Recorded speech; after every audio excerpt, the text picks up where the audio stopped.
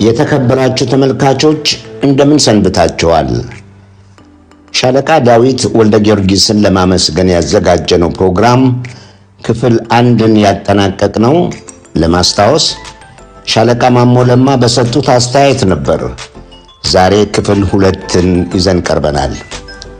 በዚህኛው ክፍል በዕለቱ ከመድረክ ላይ ስለ ሻለቃ ዳዊት የምስክርነት ቃል የሰጡትን እንግዶች ጨምሮ በጊዜ መጣበብ ምክንያት ያሳደርነውንና አስተያየቶቻቸውን በቪዲዮ ቀርጸው የላኩልንን እናቀርባለን። ወደ ተከታዩ ክፍል 2 ቅንብር በሙዚቃ እንሸጋገር። አቤት አቤት ታሪክ ይወረደ በቻቻ ተርተው እስኪ ትግረኛ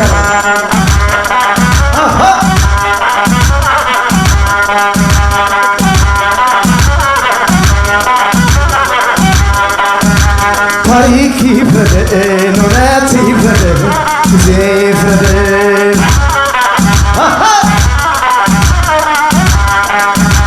ታሪክ ይፍረድ እውነት ይፍረድ ጊዜ ይፍረድ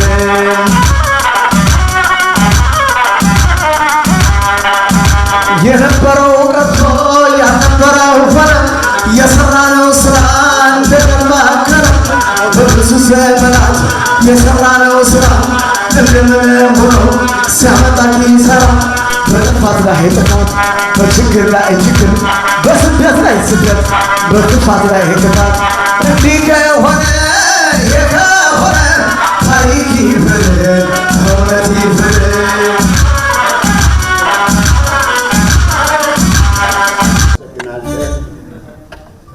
ሻምበል በላይ ነው።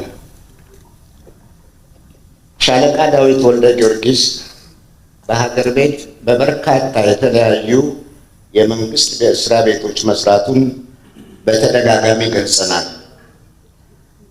ወደ ስደቱ ዓለም ከመግባቱ በፊት በእርዳታ ማስተባበሪያና ማቋቋሚያ ኮሚሽን በዋና ኮሚሽነርነትም አገልግሏል።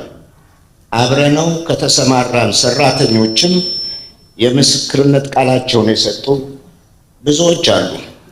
ሁላችንንም ይወክላል ያልነውን የአንደኛውን ባልደረባችንን ብቻ መርጬ ላካፍላችሁ።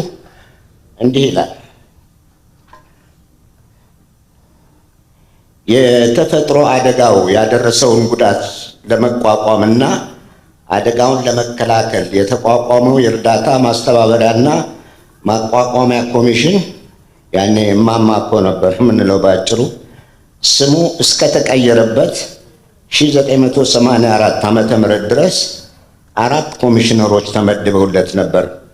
ከነዚህ 4 ኮሚሽነሮች መካከል በምክትል ኋላም በዋና ኮሚሽነርነት ድርጅቱን የመራው ዳዊት ወልደ ጊዮርጊስ ነው። በተለይ በኢትዮጵያ አቆጣጠር በ1977 ድርቅ የሚሊዮኖችን ሕይወት ለማትረፍ የተደረገው ዓለም አቀፍ ንቅናቄ በወቅቱ የነበረውን 7000 በላይ ሰራተኞች በማስተባበርና በመምራት በሀገር ውስጥም በውጭም ከፍተኛ አድናቆትን አጎናጽፎታል። ኮሚሽነር ዳዊት በውሳኔ አሰጣጡ፣ በአስተዳደር ችሎታው ከኮሚሽኑ ሰራተኞች ከፍተኛ አክብሮትና ፍቅር የተቸረው ጠንካራ ሰው ነው።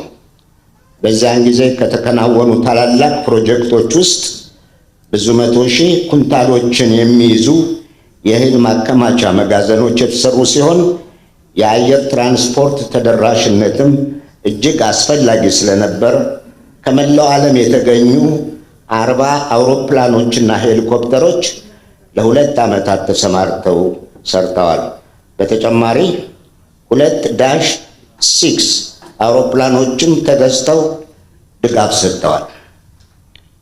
የእርዳታ እህልና ቁሳቁሶችን በማጓጓዝ ተግባር ደግሞ ከ5000 በላይ ተሽከርካሪዎች የተሰማሩ ሲሆን በኮሚሽኑ ዕድሜ ትልቁን ውጤት ያስመዘገበበት ጊዜ ነበር።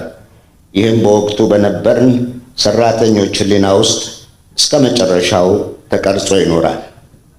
ኮሚሽነር ዳዊት ለሰጠን አመራር በዛሬው ዕለት አክብሮታችንን ፍቅራችንን በታላቅ ትህትና እንገልጻለን። እድሜ ከጤና ጋር እንወድሃለን።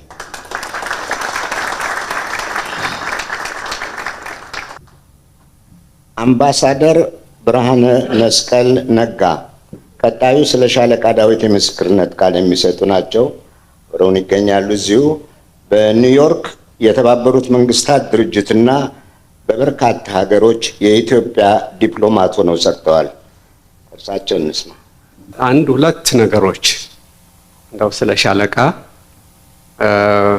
እንደ ማንኛውም ኢትዮጵያዊ ከዛም በመለስ ደግሞ ከቅርብ ጊዜ ወዲህ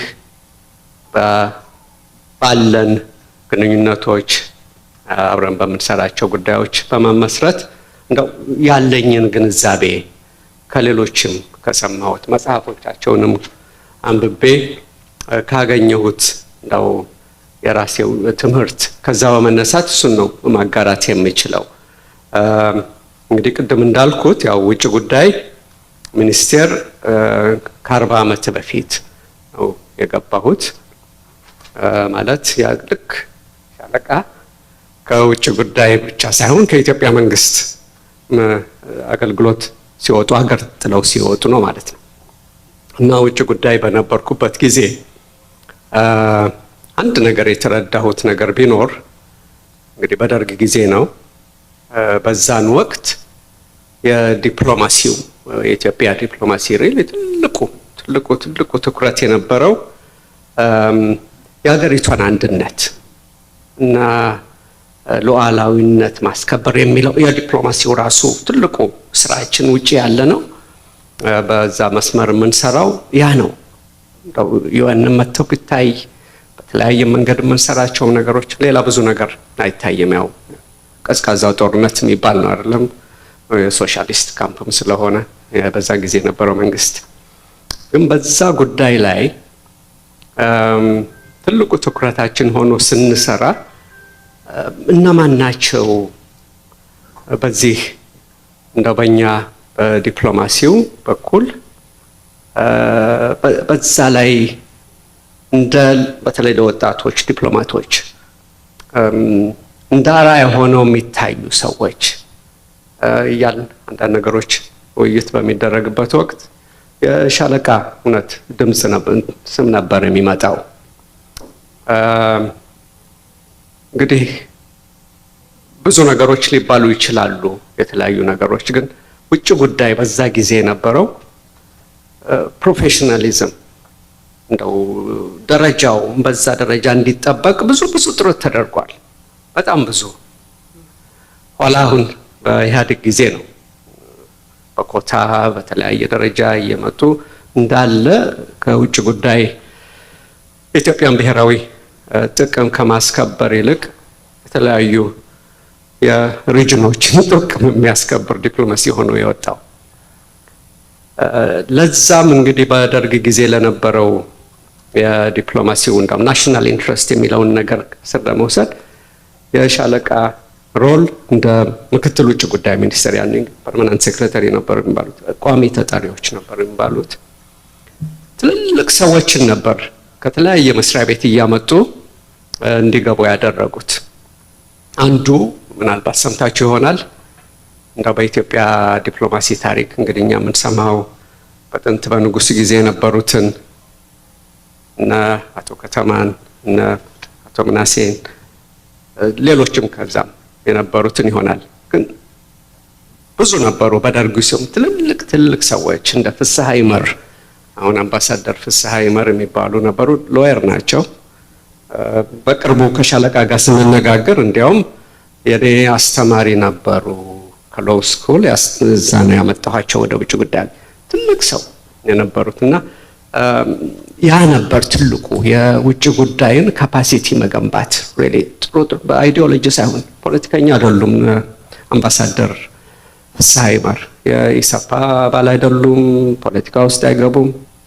ግልጽ የሆነ ፕሮፌሽናል ካሪየር ባይሆን ፕሮፌሽናል ዲፕሎማት ሆነው የሰሩ ናቸው። እና ያ ትልቅ ነገር ነው ሪሊ አርቆ ማየት ማለት ነው በዛ ሌቨል ያለውን። ከዛም ብዙ ነገሮች አይ ቲንክ ከብዙዎቹ ዲፕሎማቶች ጋር ስለ ሻለቃ እንዲሁ ሀሳቦችም እውቀቶችም አግኝቻለሁ።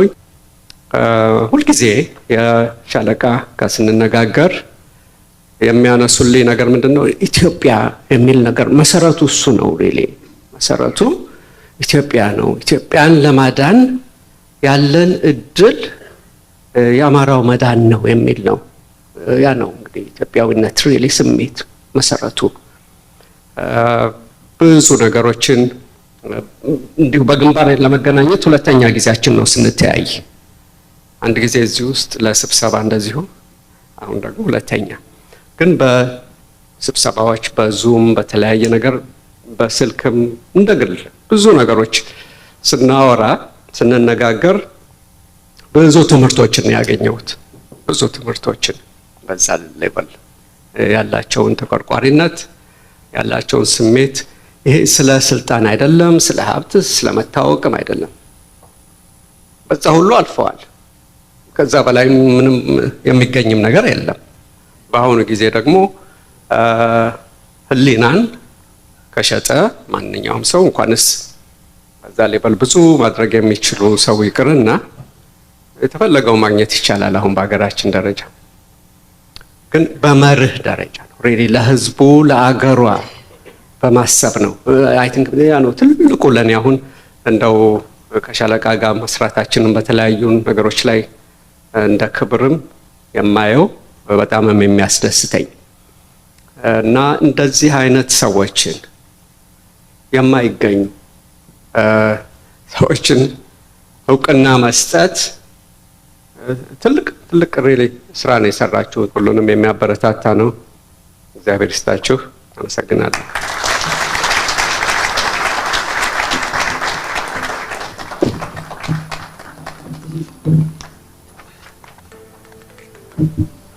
በዚህ ዝግጅት ምስክርነታቸውን ለመስጠት የተቀረጹ መልእክት ከላኩልን መካከል አንድ ሁለቱን እንስማ። የመጀመሪያው ፕሮፌሰር ደምሴ አለማየሁ ይባላሉ። በኒውዮርክ ኮሎምቢያ ዩኒቨርሲቲ ያስተምራሉ። በዓለም አቀፍ ደረጃ ከሀገር ሀገር እየተዘዋወሩም ንግግር ያደርጋሉ። በምክር ሰጭነታቸውም ይታወቃሉ። ከዳዊት ጋር በቅርበት ይተዋወቃሉ። ፕሮፌሰር ደምሴ ውድ ሻለቃ፣ አጠገብህ በአካል ተገኝቼ የደስታ ተካፋይ ለመሆን ባልችልም ይህ የህይወት ስኬት ሽልማት ለማግኘት በመብቃትህ እንኳን ደስ ያለህ እያልኩ መልካም ምኞቴን የምገልጸው በታላቅ ኩራትና ከልብ ከመነጨ አድናቆት ጋር ነው። እንግዲህ ከ30 ዓመታት በፊት ሬድ ቲርስ የሚባለውን ትልቅ መጽሐፍ አበርክተልን ነበር።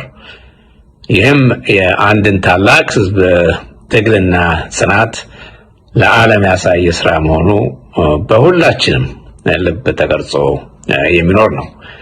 በቅርቡ ደግሞ የራስን ህይወት ታሪክ ዋት ላይፍ በሚል ርዕስ ከ70 ዓመታት በላይ ያደረከውን የግል መስዋዕትነት፣ ወታደራዊ አገልግሎትና የማያወላውል የህዝብ ቁርጠኛ አጋርነት ያካተተ ታሪክህን አቅርበልናል።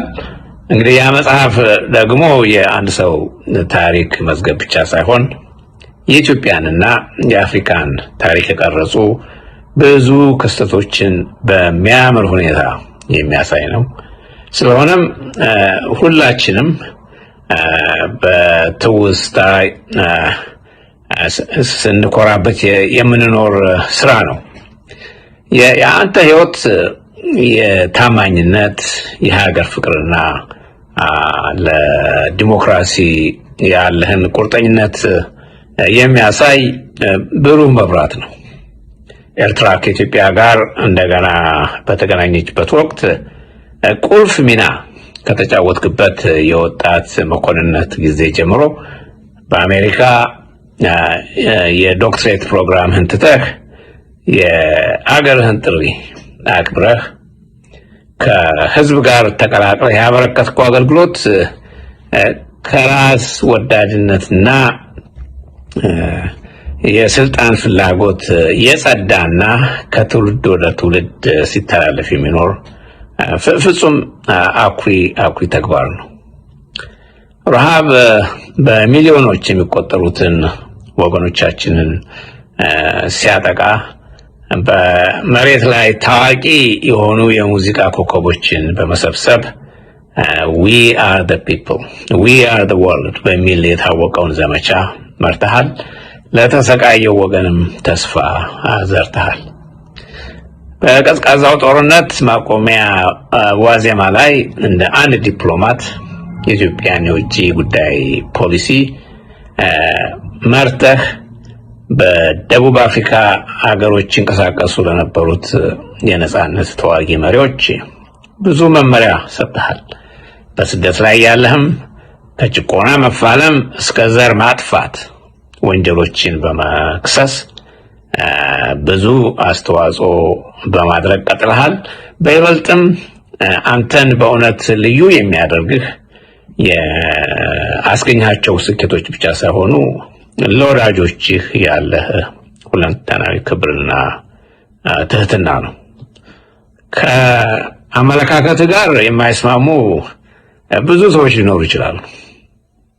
ይሁን እንጂ የአንተን ታማኝነት፣ ለዲሞክራሲ ግንባታ ያለህን ቁርጠኝነትና ለኢትዮጵያ ያለህን ገደብ የለሽ ፍቅር ግን የሚጠራጠር ይኖራል ብሎ ማሰብ በጣም ያዳግታል። ለምሳሌ ምን አይነት ህይወት የሚለውን መጽሐፍን ማንበብ ወደ ወንድማማችነት፣ ወዳጅነትና የማያቋርጥ የኢትዮጵያዊነት ፍቅር ሰፍኖበት የነበረውን ዘመን አስታውሶ አንድን ሰው በትዝታ ባህር እንዲዋኝ ያደርጋል። አንድ ግለሰብ በአንድ ህይወት ውስጥ ይህን ሁሉ እንዴት ማሳካት እንደቻለ ስናስብ ደግሞ ብዙዎቻችንን የራሳችንን ድክመት እያስታወስን ራሳችንን እንድንጠይቅ ይጫናል። በተለይ ዛሬ ወገናችን አማራው በማንነቱ ላይ ያተኮረ የጥቃት ዘመቻ ታውጆበት በሚገኝበት ሰዓት በማይረቡ ጉዳዮች ተሰማርተን እርስ በርስ በመናኮር የምናጠፋውን ጊዜና ኃይል ተገንዝበን ራሳችንን እንድንመረምር ያደርገናል። የህይወት ታሪክህም በዚህ ጨለማ ጉዞ ምርኩዝ ሆኖ ያነሳሳናል። በዓላማ የጸና ህይወት እንዲኖረን የሞራል ድጋፍ ይሆነናል የሚል ምኞት ነው ያለን። እንግዲህ ይህ የህይወት ስኬት ሽልማት ለኢትዮጵያና ለአፍሪካ ያበረከትከውን ታላቅ አስተዋጽኦ የሚያስታውስ ትንሽ እውቅና ብቻ ነው። እውነቱን ለመናገር ለአንተ የሚመጥን እውቅና የሚሰጠው አማራው ነጻነቱን ተጎናጽፎ አንገቱን ቀና የሚያደርግበት ወቅት ሲመጣ ብቻ ነው። እሱም ሩቅ እንዳልሆነ አንተም ሁላችንም የምንረዳው ግንዛቤ ነው። እንግዲህ እንደገና ከልቤ እንኳን ደስ ያለህ እያልኩ ህይወትህ ለአማራው ትውልድ ያወረስከው መመሪያ ብርሃን ነውና አሁንም በምስጋና እውነትም ምን አይነት ህይወት what a life በማለት አድናቆቴን እያረጋገጥኩ ረጅም እድሜና ጤና እንዲኖር እመኛለሁ። በቅርቡ እስከምንገናኝም ደህና ሁን እያልኩ ሰናበታለሁ።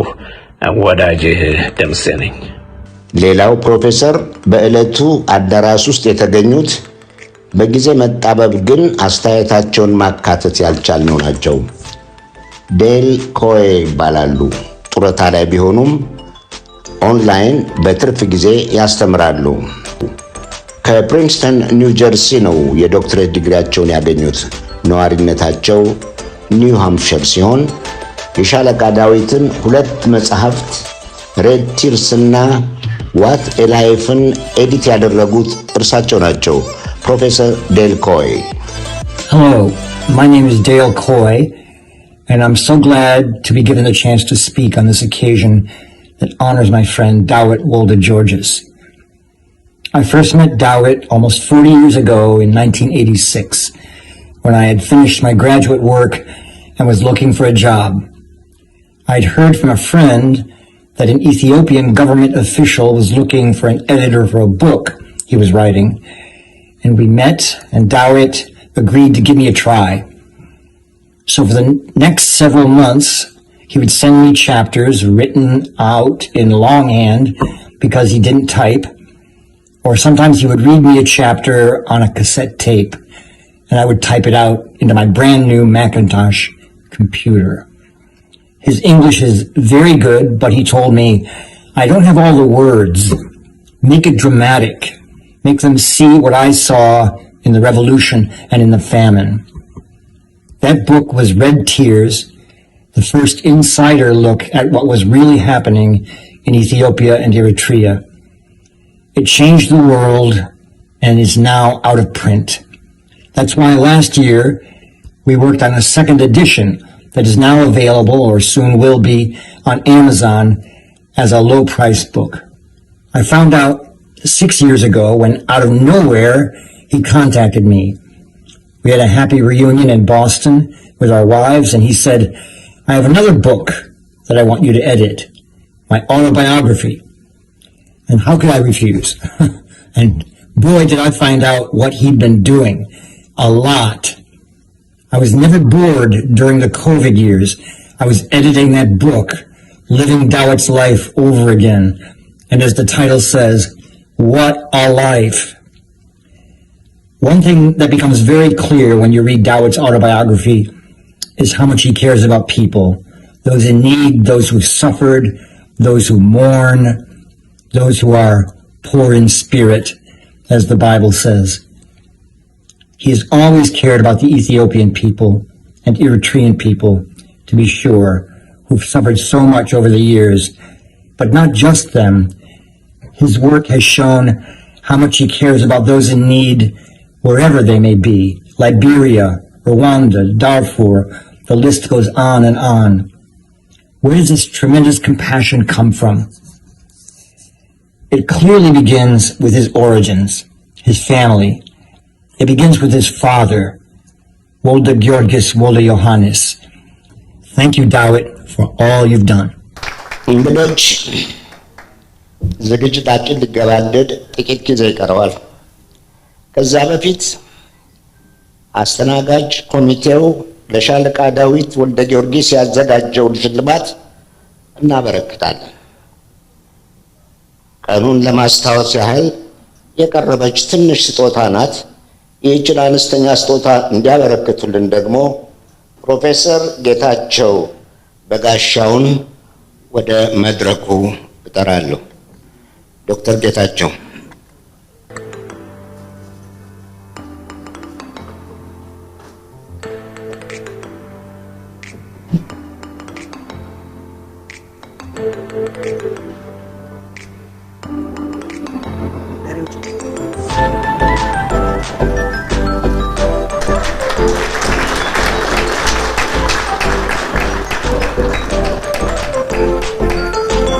የምስጋና ዝግጅቱን በተመለከተ እርስዎ የተሰማዎትን እንዲያካፍሉን በትህትና ጠይቃለሁ።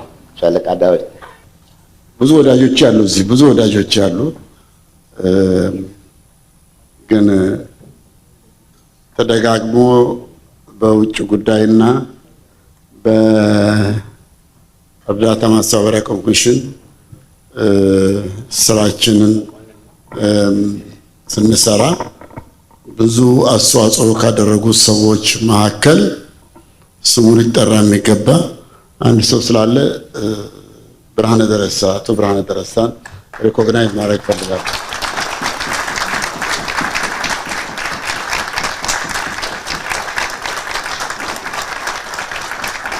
አቶ ብርሃነ ደረሳ ከልጅነቱ ጀምሮ ኮሎምቢያ ተምሮ እዛው ውጭ ጉዳይ ውስጥ ያደገ ልጅ ነው፣ ያደገ ሰው ነው፣ ልጅ ያደገ ሰው ነው እና ውጭ ጉዳይ ላይ የተገናኘ ነው። ውጭ ጉዳይ የዲፓርትመንት ኃላፊ ነበረ። በጣም ኤሎኮንት የሆነ በጣም ብዙ ያስተማረኝ ሰው ነው እሱ።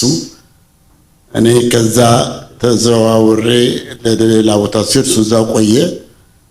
እንደገና ወደ እርዳታ ማስተባበሪያና ማቋቋሚያ ኮሚሽነር ሆኜ ስመጣ አሁን ብዙ የተወራው ያ ትልቁ ረሃብ ጊዜ ምክትል ኮሚሽነር ሆኖ መጥቷል እኔ ጋር። ስለዚህ በምክትል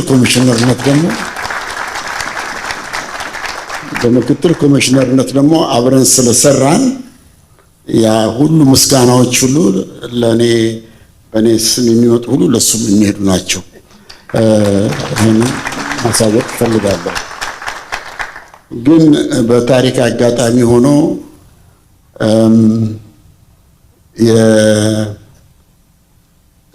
የአዲስ አበባ ከተማ ከንቲባ ሆነ። ከንቲባ ሲሆን እንግዲህ ሁሉ ጊዜ ውጭ ጉዳይም ቢሆን እኔ አለቃው ነበርኩ፣ እርዳታ ማስተባበሪያም ቢሆን አለቃው ነበርኩ። ግን ከከንቲባ ያለ ደውሎልኝ ከውጭ ምክትል ቦታ አለ እዚህ ትፈልጋለህ ወይ ያለኝ እና አስታወሰኝ ማለት እና ውድ ወንድሞቼ፣ እህቶቼ፣ ልጆቼ አባት እንኳን የሚሆን የለም እዚህ። ያው በእኔ መታ መሆን አለባችሁ ይህን ስሜቴን ለመረዳት። በቅርብ ቀን ነው ይህን ዝግጅት መደረጉን ያወቅኩት። አዘጋጆቹ ብዙ ወጪ ያጠፉበት፣ ከሁሉም የበለጠ በሙሉ ኢትዮጵያዊነት ስሜት በቅንነት ያደረጉበት በመሆኑ ታላቅ ሰዎችን ማመስገን ወዳለሁ። በተለይም ታላቁ ጋዜጠኛ ሰለሞን ክፍሌ በጣም የማውቀው በእርዳታ ማስተባበሪያ ኮሚሽን ጊዜ አብሮን የሰራ በሚዲያ በኩል እና ኢንተርናሽናል ጋዜጠኞችን በማስተናገድ በኩል ትልቅ አስተዋጽኦ ያደረገ ወዳጄ ነው። እዚህ ሀገር ስመጣ የማርፈው እሱ ቤት ነው። ስለዚህም ቅርበታችን ያን ያህል ነው። ዛሬ ለተደረገ ነገር ከዚህ የበለጠ በህይወት ውስጥ ሽልማት አይኖርም። ቃል አይበቃም። እኔም በሰው ፊት እኔነቴን እንዳውቅ አደረገኝ። በፖለቲካ አስተያየቴ ወይ በንግግሬ ያስቀየምኳችሁ የማትወዱኝ፣ በዚያ መጠን ደግሞ ብዙ የምትወዱኝ ሰዎች እንዳላችሁ አውቃለሁ። መኖርም አለበት። ላስቀየምኳችሁ አከብራችኋለሁ እንጂ አልቀየም። ዛሬ ፊታችሁ የቆምኩት ግን እንደ ሰውና እንደ ኢትዮጵያዊ እንጂ በፖለቲካ አስተያየት አይደለም። በንጹህ ሕሊና የተመሰረተ የሰውን አስተዋጽኦ የሚከታተሉ ሰዎች በእውን በህይወት እያሉ ማመስገን ይህ ዝግጅት ለአዲስ ባህል በር መክፈቻ እንዲሆን እና ይህም ዝግጅት መለማመጃ እንዲሆን ተስፋ አደርጋለሁ። ሰለሞን ክፍሌም ይህንኑ ብሎታል። በተቻለ መጠን ይህንን ባህል በማዳበር ረገድ እሳተፋለሁኝ። የዛሬው ዝግጅት ከኔ የገዘፉ ኢትዮጵያውያን ይህን እድል ሳያገኙ ላለፉት ሁሉ በህይወቱም ያሉ ይህንን የመሰለ ወይም ከዚህ የላቀ ክብር የሚገባቸውን የምናስታውስበት ወቅት እንዲሆን እመኛለሁ። ምስጋናና ዝናን መፈለግ በአብዛኛው ተፈጥሯዊ ጠባይ ነው። ስለዚህም ለሚገባው ምስጋና መስጠት ተፈጥሯዊ ስነ ምግባር መሆን ነበረበት። ይህ ዝናና ምስጉንነት ከኛ ጋር እንደሚሞት ማወቅ በህይወት ያለን መመሰጋገርን ባህል ያበዛልናል፣ ያዳብርልናል። ከሞቱ በኋላ ስማቸው ለዘላለም የሚጠራ እጅግ በጣም ትንሽ ናቸው። ያም ቢሆን የሞተ አያዳምጠውም። ይህን በተመለከተ ሰሞኑን ስቶይሲዝም ይሄ የማርከስ ኦሬለስ ፊሎሶፊ ላይ ናምን ዘለቀ ኢንትሮዲውስ አደረገ። ናምን ዘለቀ በጣም ያነባል፣ ብዙ ያነባል። በጣም የሚያነብ ልጅ ነው። ብዙ ነገር ያስተምረኛል። ከሱ መጽሐፍ ብዙ ጊዜ እወስዳለሁኝ። መጽሐፉን አንዳንድ መጽሐፎችን እንፈልጋቸው መጽሐፎች ወስድና የማነበው እሱ የሰረዛቸውን ፓርት ነው የማነበው። ምክንያቱም ዋና ነገር ነው የሚሰርዛቸው። ስለዚህ በእውነት ብዙ እንትን ነው እና ይሄ ስቶይሲዝም አሁን ሰሞኑን የማነበው በሱ እንትን ነው። እዛ ላይ ሳነብ ለዚህ ለዛሬው ተገቢ የሆነ አንድ ኮቴሽን አገኘሁኝ። በእንግሊዝኛ ነው። ማርከስ ኦሬሊየስ ኤምፐረር ነበር፣ የሮማን ኤምፐረር በ120 ከክርስቶስ ልደት በኋላ 120 ዓመት በኋላ የነበረ የሮማን ኤምፐረር ነው። Marcus Aurelius offers some advice for those who believe there is an immortal fame. He says, such fame is an empty, hollow thing. After all, think about how foolish it is to want to be remembered, glorified after we die. For one thing, since we are dead, we will not be able to enjoy our fame. For another, we are foolish to think that future generation will praise us without even having met us, when we find it so difficult to praise those live people around us whom we know who are our contemporaries, even though we meet them routinely. Instead of thinking about the future fame, we should do well to concern ourselves with our present situation and make the best of every day. Now, ከሞቱ በኋላ በጣም ትልቅ አማኞች ካልሆኑ በስተቀር ከሞትን በኋላ አናዳምጥም። ስለዚህ ምናልባት የበቁ ሰዎች ሊሆን ይችላል፣ ግን ለኛ ይሄን እንደዚህ ለማመን ትንሽ ለተራሰው አስቸጋሪ ነው። በዚህ አጋጣሚ ቅድም የተነጋሁት ነገር አለ። ሁለት እግሮች አሉ፣ ሁለት ፈረንጅ ብቻ አለ፣ ሁለት ፈረንጆች there are only two white people here. I can see my good friend Dale Coy and his wife Beverly. Dale Coy, I met Dale Coy in Princeton University after I defected from Ethiopia in 1986. I was a fellow at Princeton University and I started to write Red Tears. And Dale then was studying for his PhD at Princeton. I barely knew how to type first, and I didn't know what to do, how to compile what my draft, how to compile it at all. I haven't published any book before. So he was the one who somehow was introduced to me by Henry Bienen, I suppose, yeah? Henry Bienen, Professor Henry Bienen, and he was by my side. He took all my handwritings, he edited the book, and what you saw as Red Tears is both his product and my product. ሰውን በህይወት እያለ ማመስገን ራሳቸውን ማሳነስ የሚመስላቸው ብዙዎች አሉ። ወይንም ደግሞ በምድራዊ ፉክክር ውስጥ እንዳይቀደሙ የሌላውን ስም ማጠልሸት ወይንም ማንኳሰስ የሚመርጡ ብዙ አሉ። ሁላችንም ድክመቶች አሉን። ብዙዎች ደግሞ የሚደክሙት የሚጥሩት ምንም ነገር ፈልገው ሳይሆን በጎ መስራት ስለሚያስደስታቸውና የህይወት ትርጉም ስለሚሰጣቸው ነው። እንዲህ ያሉ ሰዎችን በህይወት እያሉ ማበረታታት በጎ ሰዎችን ያበዛልናል። መመስገን አክኖሌጅመንት መሰረታዊ የሰው ልጅ ምኞት ነውና ዛሬ ፊት ለፊት የማየው የኢትዮጵያውያን ስብስብ ነው። ላለንበት ጊዜ የታላቅ እፎይታ ነው።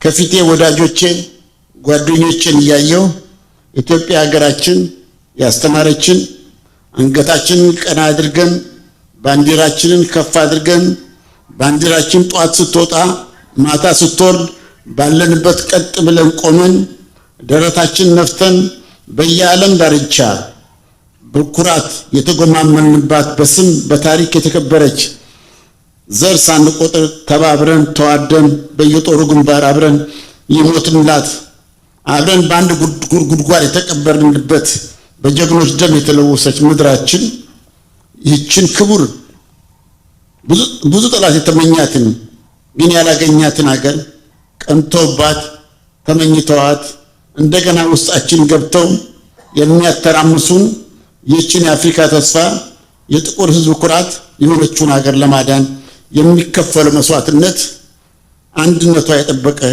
የተከበረ የዜጎች እኩልነትና ፍትህን ያስቀደመች ኢትዮጵያዊ እንደሚያስገኝ የሁላችንም ምኞት ነው። በጎ ዓለምም የተመኘልን ነው።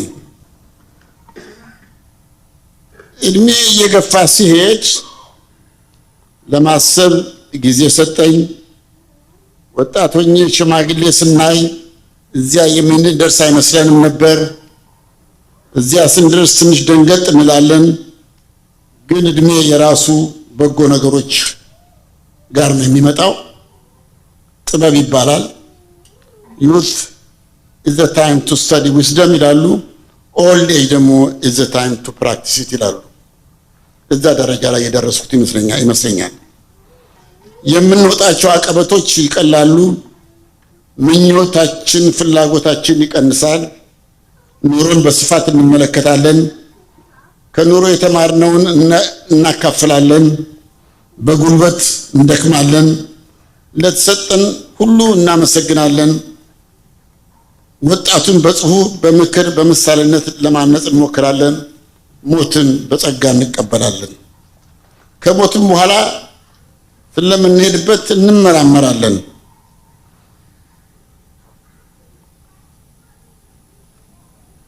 ምኞቴ የሚሰማ የሚረዳ ወጣት ያብዛልን ነው። ሞትን የምንፈራው የምንሄድበትን በእርግጥ ስለማናውቅ ነው። እርግጠኞች ጥቂቶች ናቸው። ከሞት በኋላ የምንሄድበትን ሙሉ በሙሉ የምናውቅ ቢሆን ኖሮ ሁሉም ጻድቅ በሆነ ነበረ። መሞት የኛ ጉዳይ አይደለም፣ የእግዚአብሔር ጉዳይ ነው። ሞት አለ ብለን መኖርን ማቆም የለብንም። የተፈጠርነው እንድንሞት ሳይሆን እንድንኖር ነው። ሞት የእግዚአብሔር ጉዳይ ነው። መኖር ማለት ደግሞ ባለን የአእምሮም ሆነ የሰውነት አቅም መሰረት መስራት ነው።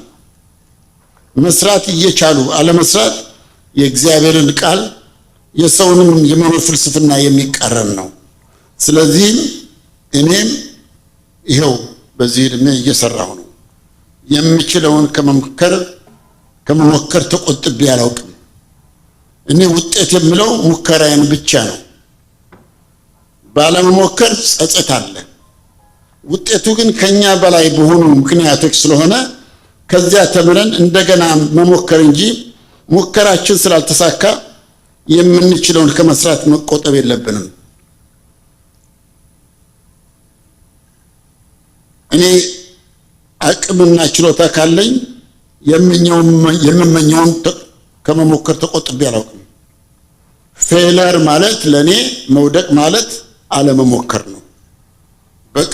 በቅን ልቦና ሞክሮ የሚፈለገውን ውጤት አለማግኘት ፌለር አይደለም፣ ውድቀት አይደለም ብዬ ነው የማስበው። ስለዚህም ታሪክ የሚፈርደኝ በቅን ሙከራ እንጂ የተመኘሁትን ግብ ወይም ህዝብ የተመኘውን ግብ ባለማግኘት እንደማይሆን እመኛለሁ። የደረስኩበት እድሜ ብዙ ወዳጆቼን፣ ዘመዶቼን፣ ሁሉም ወንድሞቼንና እህቶቼን ያጣሁበት የሀገራችን ኢትዮጵያ ሁኔታ እየከፋ የመጣበት ዘመን በመሆኑ እያዘንኩ በጽሁፍና ምርምር ውስጥ አተኩሬ ተራዬን እጠብቃለሁ። በዜግነቴና ኢትዮጵያ ባደረግኩላት እኮራለሁ። የዜግነትን የአንድነትን ጣዕም ሳያውቁ በትግል ላይ ላለው ትውልድ ሙሉ ድጋፌና ምኞቴ አይለያቸውም። ተስፋዬ ብሩህ ነው። ይህችም ሀገር አሜሪካ ጠልላን ጠብቃን ህይወታችን እንዲራዘም በነፃነት እንድንኖር እንድናገር እድል ስለሰጠችን እናመሰግናለን። ስላከበራችሁ እግዚአብሔር ይስጥልኝ። ሁሉን ነገር ተዋለው ማለት አይደለም። ያው በምችለው አቅም እዳለሁ። ቅድም እንዳልኩ ሁሉን ነገር እዳለሁ።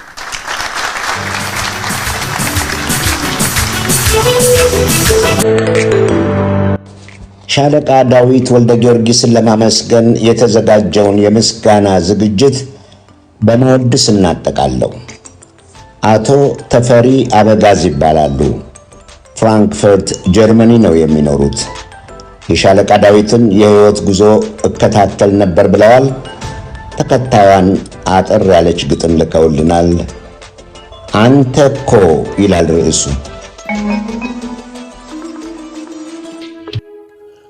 አንተ እኮ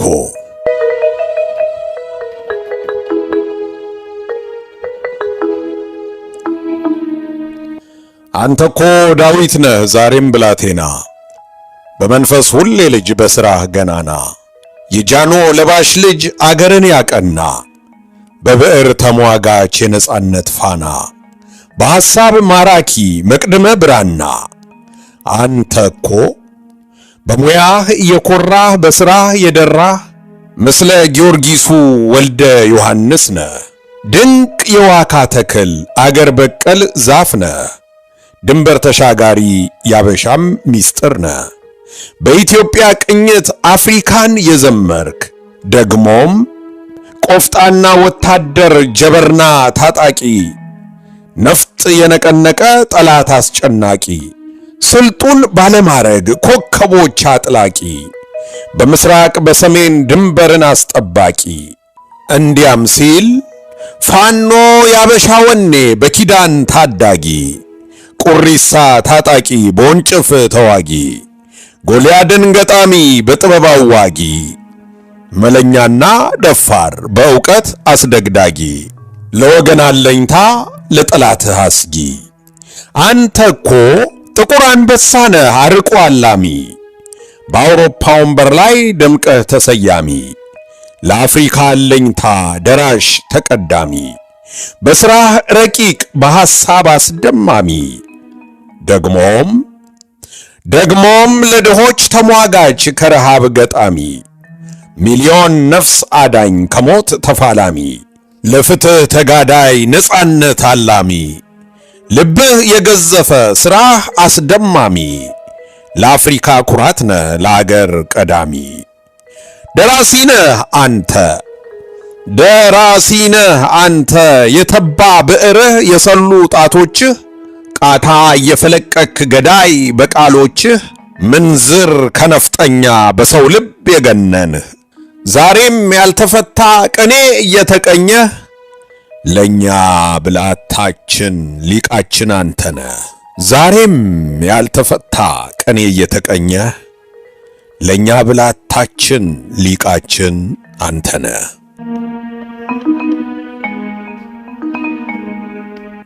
ከተፈሪ አበጋዝ ኦክቶበር 25 2025።